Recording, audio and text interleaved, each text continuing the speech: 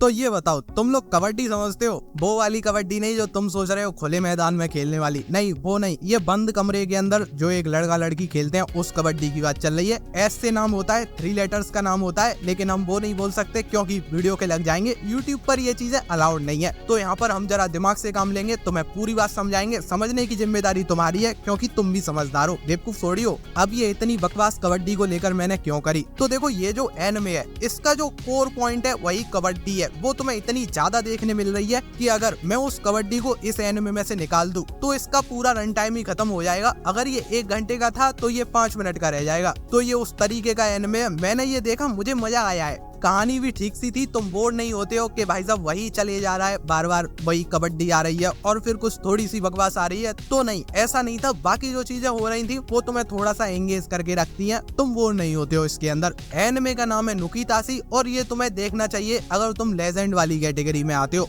अगर तुम्हारे अंदर शक है कि ये उतना बढ़िया होगा या नहीं, तो देखो शक मैं अभी मिटा दे रहा हूँ। हाई स्कूल DxD देखा है, पसंद है ना वो तुम्हें? तो उसके जो मेकर्स थे वही सेम मेकर्स ने ये बनाया है। उन्होंने एक कमिटमेंट भी लिया था कि पिछली बार से इस बार उन्हें कुछ बड़ा ही बनाना है। फैंस डिसअपॉइंट नहीं होने चाहिए। कहानी भले ही छोटी हो जाए लेकिन जो वो चीजें थी वो कहीं से भी छोटी नहीं है, वो उससे ज्यादा ही बढ़ा दी गई है। फिलर वगैरह का कोई चक्कर नहीं है। कहानी सेट है एक आइलैंड पर, ऐसा आइलैंड जहाँ पर कबड्डी खेलना अलाउड है। कोई भी कहीं भी कबड्डी खेल सकता है, कोई रोक टोक नहीं है। भाई साहब स्कूल की बेंचों पर लड़का लड़की लगे पड़े हैं, इंटरवल हो रहा है तो वो खाना नहीं खा रहे हैं, वो कबड्डी खेल रहे हैं अपनी अपनी बेंचों पर। और टीचर उनसे कह रही है अगर कोई स्टूडेंट एक्स्ट्रा है तो वो मेरे पास आ जाओ, अगर लड़कियां कम है। जब ये आ रहा था तब भी बड़ी डिबेट थी कि सेंसर बोर्ड इसको पास कैसे करेगा, पर सेंसर बोर्ड ने इसको पास कर दिया। इसके 10 एपिसोड आ चुके हैं, मैंने वो देखे, मुझे मजा आया है। 1-2 जगह तो बहुत तेज हंस दिया था मैं। तो एंटरटेनिंग है ये एनिमे, मैं कहूंगा एक बार जरूर देखो। अब देखो जो अपना MC है वो चाहता है ये चीज रुक जानी चाहिए, ऐसी कबड्डी नहीं खेली जाए जहाँ पर लव इंक्लूड नहीं है। मतलब लोग सिर्फ खुद को सेटिस्फाई करने के लिए किसी के भी साथ शुरू हो जा रहे हैं, ये सही नहीं है। तो वो इसको रोकने के लिए लगा हुआ है। पर तुम्हें पता ही है ऐसे एनिमे के अंदर ये चीजें क्या वैल्यू रखती हैं, इन्हें साइड ही रखो।